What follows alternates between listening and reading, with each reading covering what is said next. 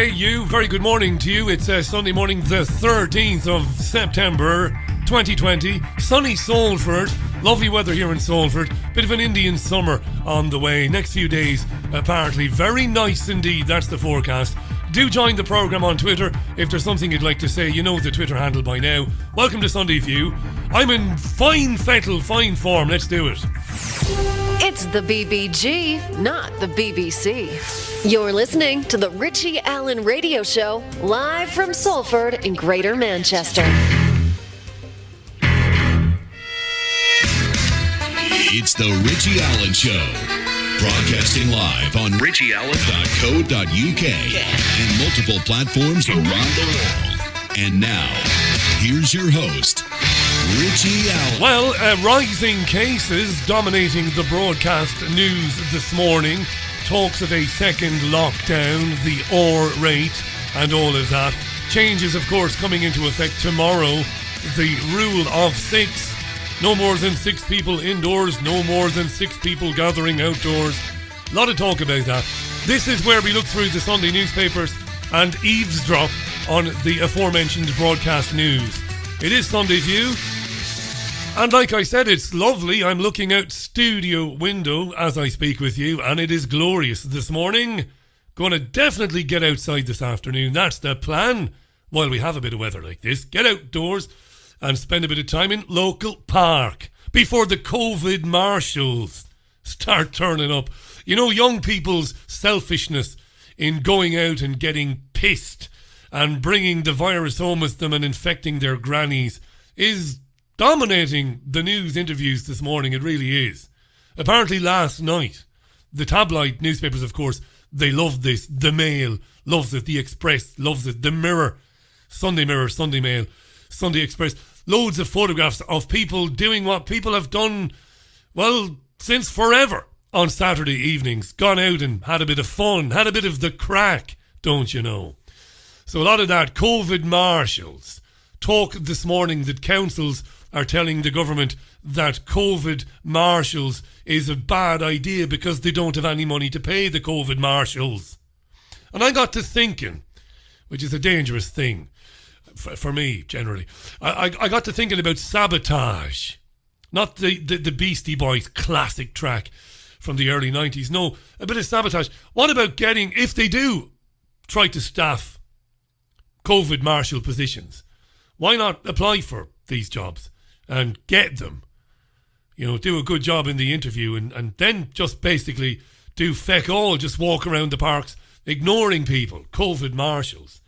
We are really here, we are talking about councils employing people to walk around parks and to tell people you're sitting a bit too close to each other there. That's where we are. A lot of talk about that. Rising cases, fear porn on the morning news. Here's a little taste of it. I don't want to suffocate you with this. Here's John Ashton, former Northwest Public Health Chief John Ashton, on Sky today. We're seeing day on day now about 3,000 reported new cases. We feel as though it's back in March. You know, in a week's time, you'll get people getting sicker. In 2 to 3 weeks' time, we'll see an increase in people being admitted to hospital. And then almost certainly the deaths will pick up after that. This is a desperate situation. We're 6 months on from March and we've learned nothing. Yeah, that's about the size of it, right? And there's more to come, not too much of the fear, but everybody taking to the airwaves this morning, at least every guest on every television and news programme, was basically saying the same thing. Second wave is pretty much here. We're seeing the case numbers go up. That must mean, they tell us today, it must mean that we are going to see hospitalisations and severe illnesses. They're around the corner. We'll come back to that in a few minutes. The perennially offended are screaming again today about Britain's Got Talent. I don't watch this type of television programming because I'm not going to say it, no. I don't watch talent shows. I don't watch entertainment television very much. But apparently a comedian was making jokes about death on the show last evening. I'm sure some of you watch it. Britain's Got Talent. A vicar from Liverpool called Alan Finnegan made jokes about death during his semi-final. And that reminded me that last week, Ofcom, which is the UK regulatory authority for broadcasters, for the media, received about 15,000 complaints because a dance group called Diversity incorporated into one of their routines a kneeling on the neck, some sort of Black Lives Matter type of thing. 15,000 people complaining about it. I'm not going to go down that road, will I? No, have I got time? I'm looking at the clock already. There's so much to get through. No, we'll just move on. We'll move on. Right, front pages in a minute, but before the front pages, as has become the custom on Sunday View, we'll have a tune. Here's the tune then. Welcome to Sunday View. Good to be with you. Hope you're up and about and in good health and spirits.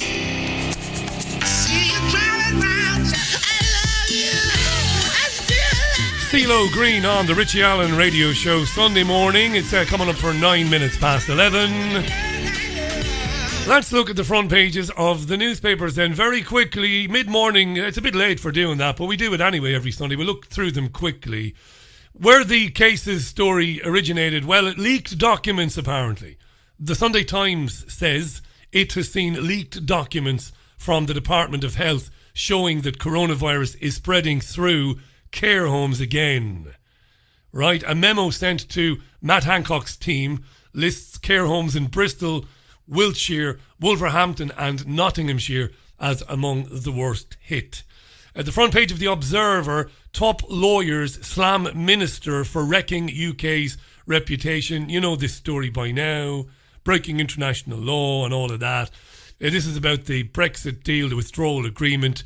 The government announcing last week, the week before even, that it planned to breach part of the Brexit withdrawal agreement around rules around state aid being one of the most contentious points there. I'm not going to get into that today. The Sunday Telegraph, Johnson said to opt out of human rights laws. Sunday Telegraph reporting that Britain would opt out of major parts of European human rights laws, including the Human Rights Act. Okay? That's on the front page of the Sunday Telegraph. There is an interview, or there is an article inside the Sunday Telegraph written by Keir Starmer, the Labour leader, as well. Also on the front page of the Sunday Telegraph today is this. Millions at most risk may be told to stay home again. Right, this is the shielding thing.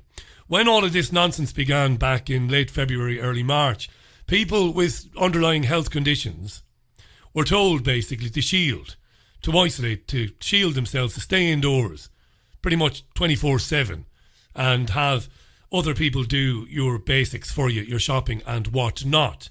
Well, allegedly, apparently, this will happen again, but it will be more specific this time. And people will get letters sent to them from their local, whichever NHS surgery they are signed up to. So I would expect one of those letters as somebody who has asthma, and my NHS clinic would be aware of the fact that I have asthma. So they would send me a letter in the post telling me you have to shield. So that's coming as well, according to the Sunday Telegraph. Mail on Sunday, very interesting story, but not too much talk of this story on telly or radio today. End the trauma of lone births, says the Mail on Sunday. This is a campaign by the Mail on Sunday describing what it calls the unimaginable anguish facing thousands of women who can't be joined by their partners when they give birth because of COVID restrictions. 60 MPs, more than 60 MPs, including the former Health Secretary Jeremy Hunt, are calling for NHS trusts to lift their ban so that women don't have to give birth alone. It's all lunacy, this. It's lunacy. I'm not getting into it again. Madness. And this has been going on for months. While... No, I won't say it. I'm not self-censoring today. I'm just not going down certain avenues because we'll never get out of here, you and me. We have an agreement, don't we? 11 till 12. And then we go off on the piss, don't we? Or we go walking in parks or whatever. I'm not going to get into it. So that's on the front page of the Mail on Sunday. End the trauma of lone births. The pun of the day goes to the Sunday People. The headline is Tally-Hovid. Tally-Hovid. What does it mean? Well, the Sunday People is featuring claims that the Conservative Party has bailed out fox hunts with cash reserved for helping out businesses in the time of furlough schemes and all of that. Apparently hunting firms, what do you call them? I've never been near a horse, never been on a horse, never will be, as long as I live. No interest in horses personally. And hunting, of course, the unspeakable in pursuit of the inedible. Is that right? Well, that's in the Sunday People today. Tally-ho. With Sunday Express, Boris pledges to see justice is truly done. Some talk around this morning on the Mar show. This is about shaking up the justice system. The paper, the Sunday Express, calls it the most radical sentencing reforms in 20 years. Harsher sentencing. But this is just Tory claptrap. It's what you would expect of a Conservative government. Harsher sentences, more prisons, more prison guards. There is some interesting things in there. We might get into them next week. And finally, for the newspapers for now, the Star on Sunday. Headline is Question of Sport Trio Axed. It is interesting. So you have Sue Barker, who's a magnificent television presenter. Oh, she really is one of the best of all time. Absolutely fantastic. Chairing marathon television sessions. Wimbledon, of course, most famously. The Olympics, great broadcaster. And Question of Sport is a programme where two teams of three, led by captains Phil Tufnell, former cricketer, and Matt Dawson, former rugby player, they would be, Sue, Matt and Phil would be the regulars, and then each team would have two sportsmen and women come on every week, and it's a question of sport, so they would answer questions about sport. It's a very good programme. Sue is a great broadcaster. But next season will be the last we see of Sue, Phil and Matt Dawson. Have they decided to give up? No, they're being replaced. And this pisses me off. You've got Matt Letizia gone from Soccer Saturday. And all of these broadcasters, experienced men and women, will be replaced by some woman. Some black woman. And then some black lesbian woman. And eventually some blind black non-binary person. All in the name of diversity. If you're a white boy, right, born in England, to parents of English heritage, forget about broadcasting, television or radio. There's no future in it for you, believe me. So forget Brexit then and this ridiculous row over breaking international law. We'll leave that, or breaking the terms of the withdrawal agreement. Not interested. We'll never properly leave the European Union. I've been saying that from day one. It ain't going to happen. We'll leave it for another day. Sophie Ridge spoke with Peter Openshaw, Imperial College, Professor of Experimental Medicine. Yeah, right. Here's Peter Openshaw with Ridge, and she asks him, is he alarmed? Are you alarmed, Peter, at the rise in cases that we have been hearing about today? I think it's so important that the detection systems that have been set up in the UK have picked up this signal that we're seeing a really sharp rise in cases. And it's come from several sources. I think everyone is in agreement that we really need to act very quickly now in order to prevent this from growing exponentially. I think that's the main point, is that we must act fast, because it's so much harder to get this sort of thing under control if you delay. Even a few days is potentially going to be quite dangerous now at this particular moment. Interesting to say that even a few days of delay could be critical. Sir Mark Walport, the former Chief Scientific Advisor, said that Britain is on the edge of losing control of COVID. Do you think he's right? Well, yes, I think that is right. It's a bit like water seeping through a dam. You know, it starts as a trickle, and if you don't do something about it, then it can turn into a real sort of cascade. And we know from, for example, the REACT study, which is being run by Paul Elliott and Steve Riley, that the reproduction number has now jumped. You know, it was down at about 0.5 at its best during the summer. It's now 1.7. So that's 1.7 people for every person who's infected, and that means exponential growth.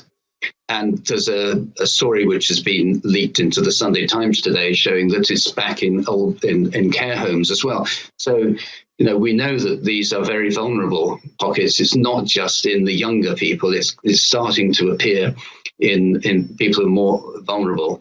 And that inevitably is going to be followed by hospital admissions and deaths. So, we need to act quickly. And this isn't a game. We shouldn't be out trying to party as hard as we can in the run up to Monday's lockdown. We should all be really thinking about what we can do now to slow down the spread. Yes, ask not what your government can do for you, eh?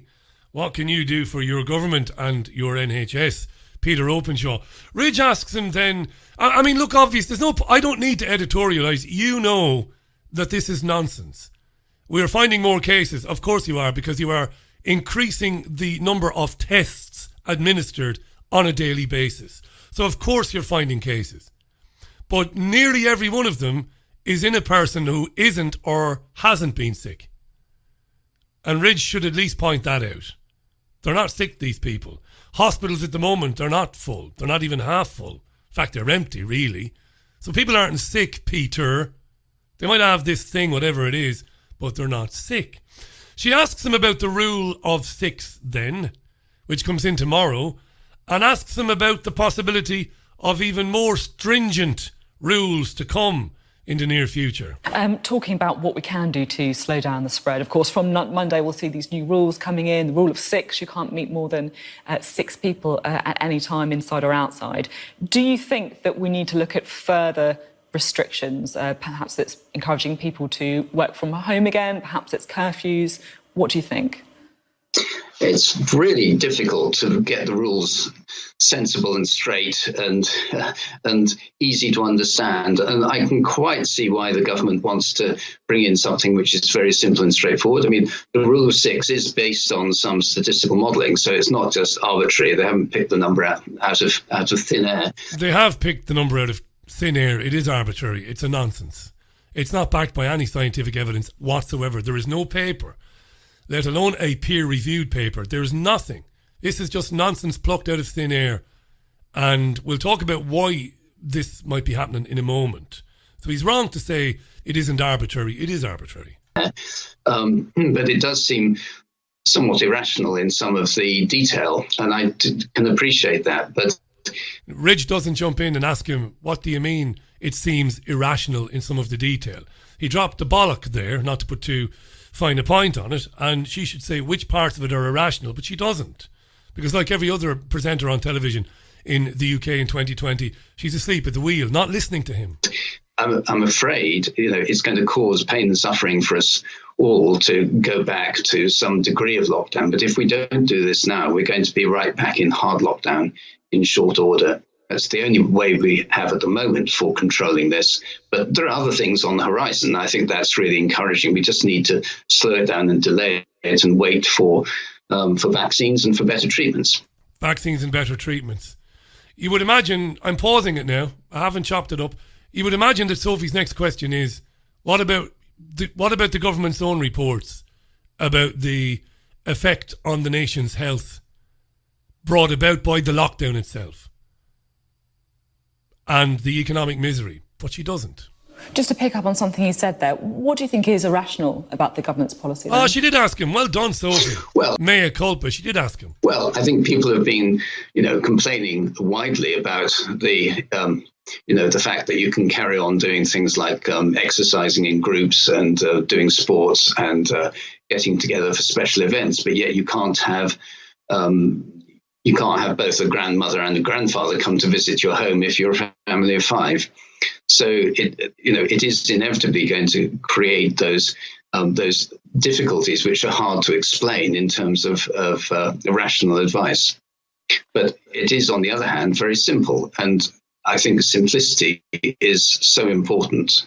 We've had some rather complicated rules which have been very hard to interpret and not backed up actually by legal enforcement. So this is different now. It is legally enforceable. And legally enforceable. I owe Sophie an apology. She did ask him which parts of it were irrational. Ask him about a vaccine then. Of course, the thing that many people are holding out for when it comes to any kind of return to normality is a vaccine. How far off do you think we are?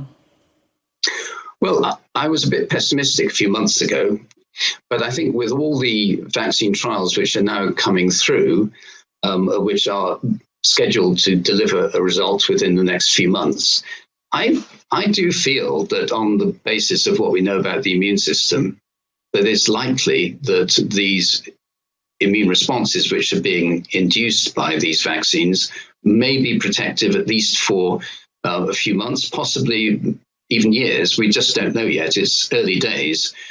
But I do think that we will probably have positive results of at least one of these vaccine trials, probably more than that, by Christmas. And that means that with rapid scaling up, we might have vaccination programs which can roll out to some parts of the world over the next 9 months. So before the winter of 2021-22, I hope that we should have vaccines which are effective. The problem is going to be reaching the parts of the world where these vaccines might have maximal impact.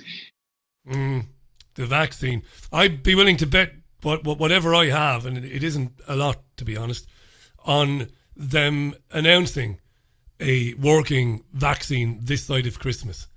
I really would. And that won't come as any surprise. What do you think, by the way? Tweet me. Maximum pain, do you think, in order to make people beg for the jab? Is that what it is? Maximum pain, keeping people in limbo, keeping people, on tenterhooks. You can go out, you can't go out. You can meet in restaurants, you can't meet in restaurants. There might be a second lockdown. Maximum pain in order to make people beg for the jab. Is that where we are? They've restarted the Oxford AstraZeneca trial, by the way. They announced this yesterday, despite apparently rendering a volunteer incredibly seriously ill with a spinal infection. I'm not going to try and pronounce the name of it, the Latin for it, which left the person without feeling in hands and legs. Don't volunteer for this stuff, please. If you listen to this programme, and even if they begin to offer financial inducements to people to join these trials, if you are broke, don't do it. You're taking your life in your hands. I mean that. 25 minutes past the hour. Time for more music. When we come back, we'll get the Labour Party side of this, the new restrictions and COVID marshals and all of that. We'll hear from Rachel Reeves, Shadow Cabinet Minister, in a moment after Jeff Lynne. Yes, and it's still sunny in Salford. You're listening to the BBG, not the BBC. My name is Richie Allen. This is Sunday View, and it's a pleasure to be chatting to you this morning. I'll read some of your tweets in a moment. Maximum pain, is it? I think it might be. Yeah, one of the best nights out I ever had in my life a couple of years ago, watching Jeff Lynne's ELO at the Arena in Manchester. Never enjoyed a night as much. Welcome to the programme. Hi to Steve Denyer. How you doing, Steve? Hi to Base Ninja, who says of the AstraZeneca Oxford trial, he makes a good point. I thought they had the result, Richie. The result shows that you're screwed if you take it, based on a man going to hospital with a spinal infection. That's a good point. That's a very good point. Indeed. Tweet at Richie Allen Show. Stand Up X, Yorkshire, tweets, 76 years they've been working on the flu vax, and it is still useless. Yet they have a vaccine for a disease they already claim they know nothing about. Sounds sensible to me, he says sarcastically. Or she, it could be a she. Richard tweets me, they're going to make this a winter of discontent so bad that by spring the masses will be queuing up for the vax, even though the government has said there will be no return to the old ways of life anyway. That's a very good point. Absolutely. Hi to Liz. Liz says the behavioural experts have been studying us for decades. The majority of people are now putty in the government's hands. Yeah. I think they'll have to ramp up the fear to boost the vaccine uptake. There'll probably be a story of some irresponsible anti-vaxxer killing their granny, says David. Thank you, David. Paul Foster says, how can they possibly claim that with the massive case increases in France and Spain, how can they possibly claim that with the massive case increases in France and Spain? Paul is referring to a ludicrous article in the Sunday Telegraph today that claims that evidence is emerging that wearing of the mask all the time basically increases your immunity to the virus. The headline in the Sunday Express today is face masks could be giving people COVID-19 immunity, researchers suggest. Face masks may be inadvertently giving people COVID-19 immunity and making them get less sick from the virus.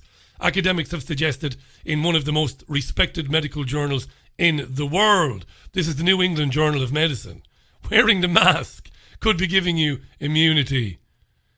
Smells like, well, to me. But then again, what do I know? And that's what Paul was referring to there. Number of you are making the case about the cases that, yes, Richie, it is finding people with COVID in their system, but people whom are otherwise pretty well. People who don't even know they have it. A lot of you saying that as well. Philip Mills says, is there anybody in government or in a position of power that is batting for this madness to stop? Anyone that isn't owned that can tell the truth? John Parsons says, if I was organising this, I might want to ramp up the deaths over winter. Further lockdowns, etc., dangling all the while, keeping people dangling in the hope of a forthcoming vaccine. Then have the vaccine ready for next winter with the promise of getting back to normal for 2022. Yeah, why not? John Stott says they're gaslighting people to the point of mental exhaustion while crushing morale so that they'll accept just about anything for it to stop. Jose Vasquez, buenos dias, Jose. Richie, thanks for your hard work, he says. All good here in Las Alpujarras.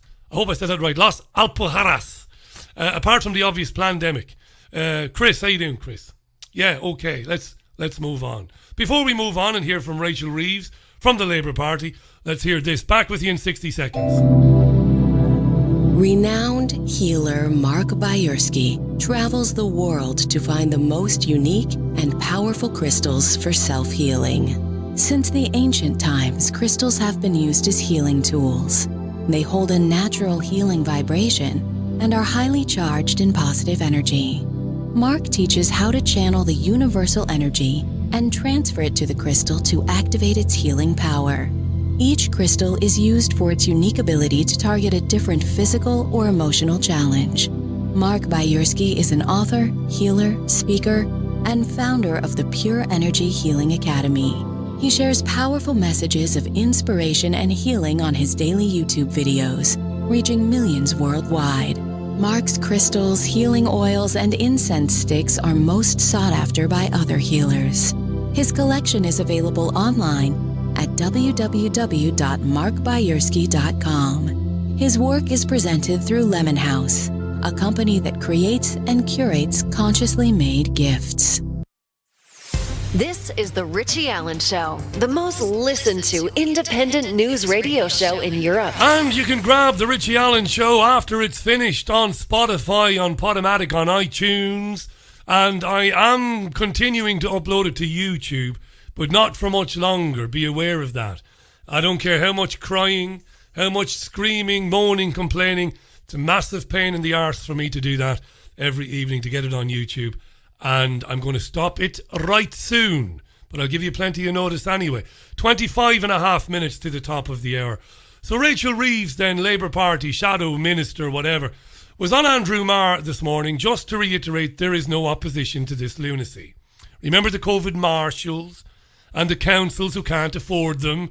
Rachel Reeves was asked by Marr if she'd support the councils not appointing the marshals, basically because of the short funding. Here she is, and they get into one or two other things as well. Without additional funding to support this proposal, and there isn't additional funding, so far as we can tell, many councils are likely to have to prioritise other activities, or to say, we won't do it. Would you support Labour councillors who say, we can't afford COVID marshals, we're not going to do it? Would you support them? The government have got to provide support to enable these things to happen. It's really important that these rules are obeyed. And actually, you know, the vast majority of people have stuck by the rules, as difficult as it has been. But there do need to be penalties for people. Mutinous atmosphere at the moment. There do need to be penalties for people, she said. This is a Labour politician now.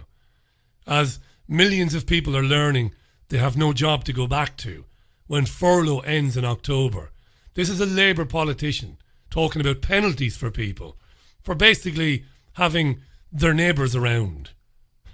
for a party or for meeting friends for a kick around or a kickabout in local parks. Amazing. This is astonishing to me. Difficult as it has been, but there do need to be penalties for people. There do need to be penalties for people. Atmosphere at the moment.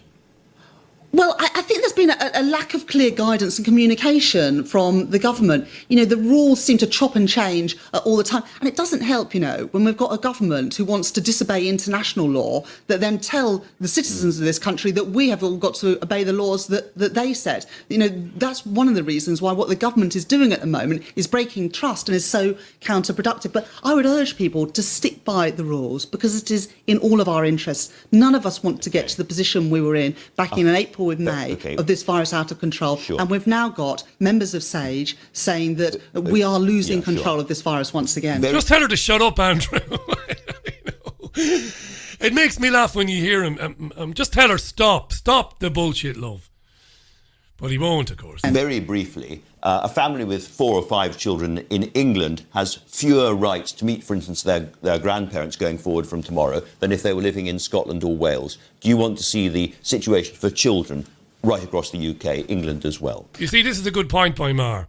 And Sophie Ridge, whom I wrongly criticised earlier on, deserves some criticism for not challenging Peter Openshaw when he said that it isn't arbitrary. It is arbitrary. As Mar just pointed out there, this ridiculous rule. Of course it's arbitrary because it impacts you differently depending on where you are in the country. It's madness, right? I think the simplicity of the rule of 6 is useful, but I think the government need to keep under review whether children need to be included in that or whether we could do more to enable families to come together. But the most important thing for all families across our country is protecting ourselves against this deadly virus. It hasn't deadly virus, huh? Gone away.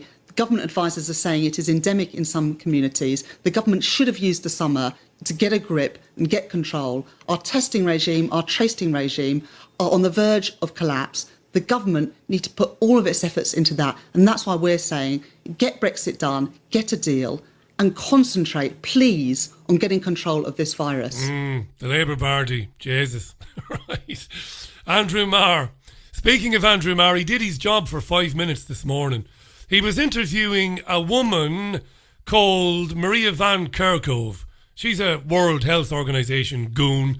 I can't be arsed giving you her full title. It doesn't matter. I was briefly delighted with Andrew Marr, who remembered just for a second that he's a journalist. Here he is. And the good news, I suppose, at the moment is that death rates still look relatively low. And looking across Europe, there is one country which has behaved very differently from the rest, has not imposed masks on people, has had a much looser lockdown, virtually no lockdown at all, has kept bars and restaurants open and so forth. And that country is Sweden. And they're now doing quite well. Is it possible that the rest of us have got it wrong? Andrew. Hallelujah! Hallelujah! Magnificent. Brings up Sweden. He doesn't lie and misrepresent the Swedish data, which most journalists do. They tell you that thousands more people died in Sweden, which is a nonsense when you look at the data properly, when you scrutinise it. No, he just came out with it. Good lad.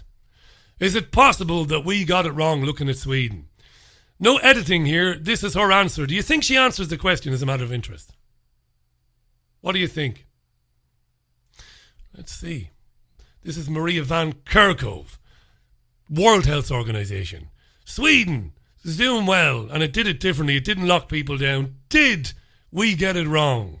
What does Maria say? Well, we do. We have a number of tools that work, and we know that many countries are implementing an all of government, all of society approach in different ways. And what is working in many countries is this testing, making sure that you find, you isolate, and you care for cases based on the severity of their symptoms, making sure that you're doing comprehensive contact tracing. These are the things that break chains of transmission. Other types of measures, such as stay-at-home measures, have helped in some countries because countries, needed some time to build up their public health infrastructure. Jump in any time now, Andrew, and say, I didn't ask you that. I asked you, based on Sweden, did we get it wrong? But she waffles on. Get their hospitals ready, build up that testing capacity. And so some countries have implemented these tools in different ways. You mentioned mortality, and you look at the differences in mortality across countries, and you look at what's happening with mortality in Europe. And I asked you about Sweden, which seems to be doing really, really, really well. And they didn't knock anybody down, love. Did we get it wrong then? Does Sweden prove that the rest of us are wrong? And I think there's a number of reasons why we're seeing a lower number of deaths, particularly across Europe. First is that most of the surveillance that begins at the beginning of a pandemic focuses on severe infections. And this is typical because these are the people who show up at healthcare. And so when testing expands and surveillance expands, you find people on the more... Don't you miss Jeremy Paxman, don't you? Imagine what Paxman would have done with her. The more mild end of the spectrum. Imagine what I would do to her. Second, we're much better at caring for patients. We're 9 months into this pandemic, and we know a lot more than we did in the beginning. Yeah, I asked you about Sweden. So with earlier case detection, people can be cared for quicker. And this means earlier oxygen support, respiratory support, and now we have dexamethasone for severely and critically ill patients. Next is that our testing strategy is... How is she getting away with this? ...is very, very different than it was in the beginning, where many countries were really overwhelmed. Now we have much better testing across the world, and so more people are being tested. Sweden! So this is essentially the same virus. No, Andrew, no, you daft. You're supposed to say to her, you went on there for 90 seconds, love. I didn't ask you about that. I asked you, did we get it wrong when you look at what Sweden did? But of course he doesn't pull her back, and the rest is well. As I said, he did his job for 5 minutes. 17 and a half minutes to the top of the hour. Sunday View with me, Richie Allen, and it's a pleasant day here in the northwest of the UK. Maria Van Kerkhove there, let's move on. Over on Sky, Reading University professor Simon Clarke, well, he wants us to stay home and sod the high street, basically. Simon Clarke. On Sky. He's saying that they need to get ahead of the curve on this. We've been playing catch-up. Lockdown was catch-up, effectively. The genie then had got out of the bottle and the virus had spread through the population. It needs to be stopped, and it needs to be stopped as soon as possible. I think people who don't need to go to work and don't need to travel on public transport, they don't need to be there and shouldn't be. So unless it's vital for your job, I'm afraid the argument that we need to go back to our offices to keep coffee and sandwich shops afloat is not something that I buy. Simon, good to talk to you. Thank you. You're welcome. Oh my God. You heard what he said at the end, and you heard the Sky News presenter response. And sandwich shops afloat is not need to go back to our... I'm afraid the argument that we need to go back to our offices to keep coffee and sandwich shops afloat is not something that I buy. Simon, good to talk to you. Thank you. Rather than jump down his throat, he says, good to talk to you. So long now. So basically, tens of thousands of workers in London alone in hospitality. You're basically saying, screw them, are you, Simon? Hey?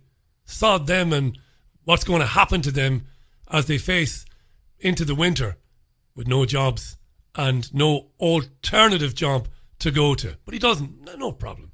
I don't buy the argument we need to get people back into city centres and forget coffee shops and sandwich bars, yeah. Back to Sophie Ridge. No, not back to Sophie Ridge. Let's have a tune. Let's have Diana Ross. Let's have a tune. Then we'll go back to Sophie Ridge. This is Sunday View.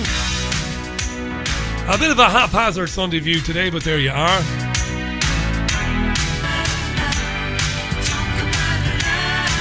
Yes, Diana Ross, who missed an open goal at the opening ceremony of USA 1994. Do you remember that, eh? I've got some memory, me. I've got some memory. Yeah, the opening ceremony, the Rose Bowl in Pasadena. And all Diana had to do was just kick this massive football into this big goal. And she hit it wide. She couldn't hit a pig's arse with a banjo, is what her publicist said later on in the day. Welcome back to Sunday View, 12 and a half minutes to the top of the hour. Vernon Coleman tells me, the learned gentleman himself, that the traffic to the website for the leaflets is growing exponentially. That's a lovely thing. If you do have a bit of time and you want to use it to put your time to some use, to some good, and you want to hand leaflets to people or post them through their letter boxes, yes, if you want to turn postie for a day, go to vernoncoleman.com. On the left-hand side is a little menu where it says health. Click on health. And he has provided examples of text that you can use if you're making your own leaflets on the virus, of course, and on cashless society. He's a good egg, is Dr. Vernon Coleman. And don't forget, he'll be joining me tomorrow at 5:30 p.m. and every Monday thereafter, as long as he's in the humour to do it, as long as he's in the form to do it. I told him he can do it indefinitely. If we eventually get out of this nonsense, we'll find other things to talk about.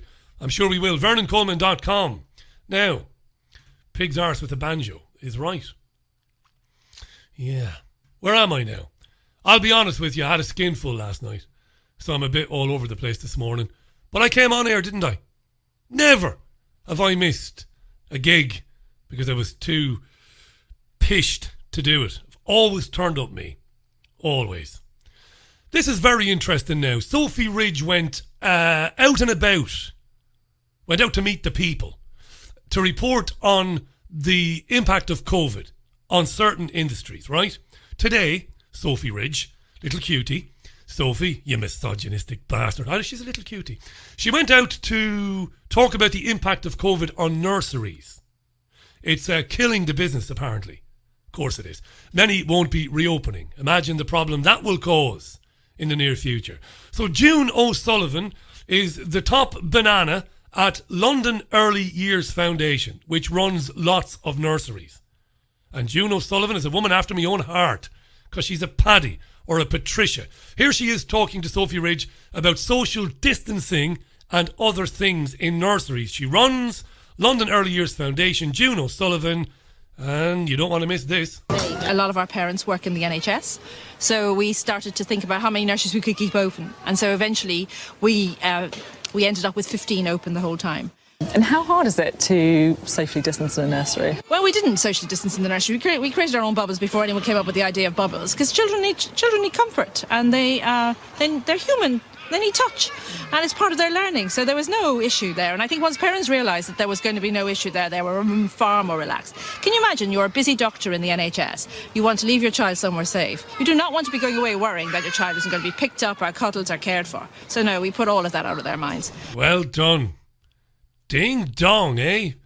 We didn't bother with social distancing, she said. Listen again, this is very important. Safely distance in a nursery. Well, we didn't socially distance in the nursery. We created our own bubbles before anyone came up with the idea of bubbles, because children need comfort, and they're human. They need touch, and it's part of their learning. So there was no issue there. And I think once parents realised that there was going to be no issue there, they were far more relaxed. Can you imagine you're a busy doctor in the NHS? You want to leave your child somewhere safe. You do not want to be going away worrying that your child isn't going to be picked up or cuddled or cared for. So no, we put all of that out of their minds.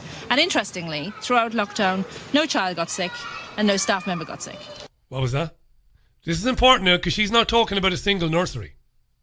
She's talking about lots of them. Cared for. So no, we put all of that out of their minds. And interestingly, throughout lockdown, no child got sick and no staff member got sick. No child got sick, no staff member got sick. So how difficult is it for nurseries now? Yeah, Sophie sidestepped that one, didn't she? Let's talk about the economics. But it's important.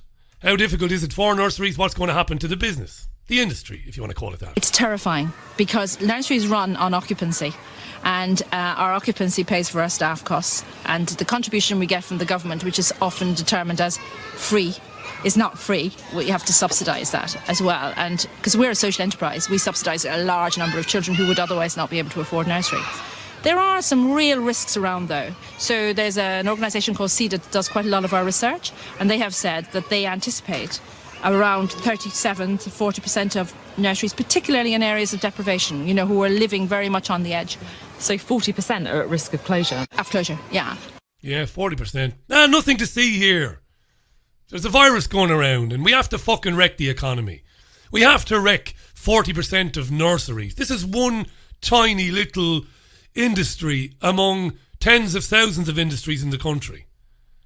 We're finding all these cases, yeah, but none of them are sick individuals. They're not sick. They're not even going to the doctor. They're not ringing the doctor, let alone go to hospital. Yeah, but we've got to wreck the economy. I'm just not going to say any more on that because I've said it too many times already. I'm going to leave you with this today. An article that's in the Mail on Sunday. And you can read it for free. The Mail on Sunday or the Mail, dailymail.co.uk, isn't behind a paywall. It makes its content widely available. And why? Because of the advertising. You can afford to do that. It's one of the most widely read websites in the world. You get lots of pop-up ads, Google ads, while you're reading the articles. But you can read the articles for free, gratis, fry. Mein Freund. Now, Andrew Doyle has written a brilliant opinion piece in the Mail on Sunday entitled, "Our children are being brainwashed by a divisive new dogma that I fear will stoke, not heal, racial tensions." And I'll read just a smidgen of it for you. It's very, very, very, very good. I like it. Children across the country have finally returned to school, but in their 5 months away, there has been a cultural sea change. With the rise of the Black Lives Matter movement, head teachers have come under increasing pressure to signal that they are on the right side of history on a wide range of issues.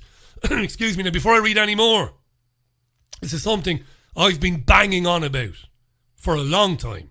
The imposition of the theory of binary choice on every man, woman and child in the world. Binary choice. The removal of shades of grey. The removal of nuance. The removal of, well, if you look at it this way or you look at it that. No. You're either for it or you're against it. You're on the right side or you're on the wrong side. Right? Very good this in the Mail on Sunday. Increasing pressure to signal they, head teachers and schools, are on the right side of history on a wide range of issues. This means modifications to school curricula and pastoral policies that have been rushed through with little consultation with parents or staff. As a result, pupils are being subjected to an even more suffocating form of woke education. Teachers have attended unconscious bias training sessions despite the fact that the science behind such courses has been largely discredited. Others have been advised to read up on books such as White Fragility by Robin DiAngelo, which claims that all white people are racist and that their denials are further proof of racism. Teachers have been told to acquaint themselves with books which tell the teachers, the white teachers anyway, you are racist inherently. And to suggest otherwise is proof of your racism. Jesus wept, right? They're also being asked to read books like How to Be an Anti-Racist by Ibram X. Kendi. The thesis is self-explanatory, writes Andrew Doyle in the Mail on Sunday today. This is really going on now. Schools like Eton and Eltham College, prestigious schools, have promised to decolonise their teaching, practice and combat systemic racism. What sort of impact is this having on children? It's a much more detailed article.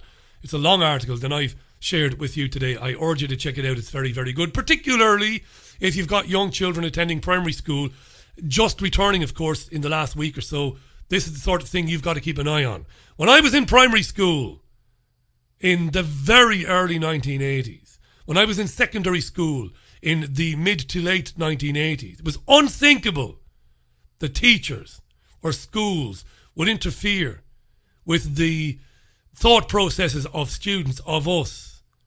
It was unthinkable that they would demand to know whether we were racist or not, or whether we believed that trans women are really women or not.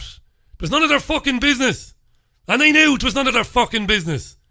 What sort of household you came from. Was your daddy a Sinn Féin supporter? Was he a Labour Party supporter? None of your business. But now they want to know. But they don't just want to know. They want to impose a way of thinking. And if you got children in school, you should be aware of it. I don't, so you could argue, at least from that point of view, that I don't have any immediate dog in the fight. But as somebody who happens to like children and being around them and listening to them, I suppose I do have a dog in the fight. That's it for Sunday View. Thanks for listening to it today. Back with you tomorrow at 5 with the radio show, the regular show. Vernon Coleman, of course, Monday, 5:30. There will be another guest later in the programme. And James Perloff Lovely gentleman. Why has James not been on the programme of late? I've no idea. But he hasn't been. Sometimes you lose touch with people. Lovely guy and a very, very good author. And he's written a book about COVID, and we'll be talking about that on Tuesday because he kindly sent me the book and I've been reading it over the weekend. You have yourselves a lovely Sunday. It's sunny out. Get out! Get out! And get some vitamin D. Leaving with the great Satchmo. Love you. Look after yourself. See you soon. Bye.